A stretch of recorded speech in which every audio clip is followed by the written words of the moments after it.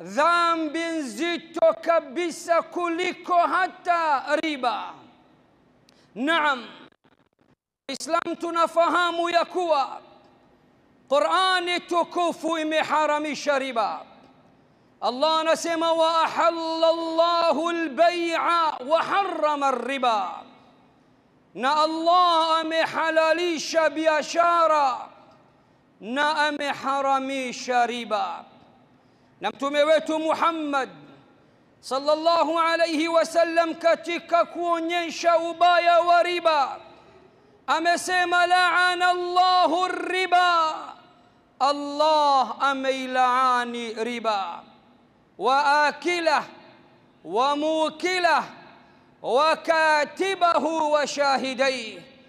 Allah ameilaani riba, amemlaani mlaji wa riba, amewalaani waandishi wa mikataba ya riba, amewalaani hadi mashahidi wanaoshuhudia muamala wa riba unapofanyika.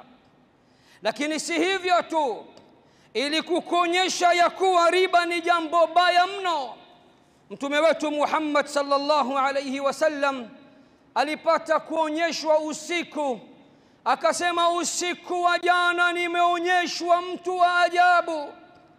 Nimeonyeshwa mtu mmoja anaogelea katika mto ambao ni wa damu tupu. Anapiga mbizi, anazama na kuibuka, kisha kila akijaribu kutoka kwenda nje ya maji yale, kuna mtu kamsimamia kando kando, anamrushia jiwe kubwa mdomoni, naye anafungua mdomo kama mamba na kumeza ile jiwe. Kisha meza, anarudi tena, anazunguka na kuogelea na kupiga mbizi ndani ya mto wa damu. Ni vivyo hivyo huyu mtu anavyoishi. Mtume Muhammad akastuka, akauliza, nini hikma hii ya ndoto?